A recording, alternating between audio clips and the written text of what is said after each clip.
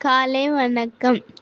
தேவதூதன் அவர்களை நோக்கி, பயப்படாதிருங்கள், இதோ எல்லா ஜனத்துக்கும் மிகுந்த சந்தோஷத்தை உண்டாக்கும் நற்செய்தியை உங்களுக்கு அறிவிக்கிறேன். இன்று கர்த்தராகிய கிறிஸ்து என்னும் இரட்சகர் உங்களுக்கு தாவீதின் ஊரிலே பிறந்திருக்கிறார்.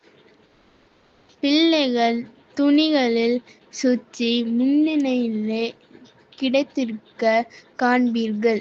இதுவே உங்களுக்கு அடையாளம் என்றான்.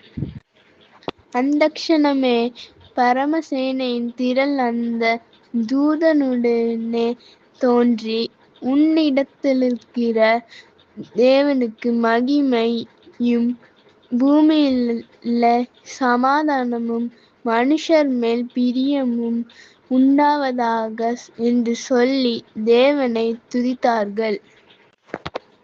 லூக்கா 2:10-14 வரை.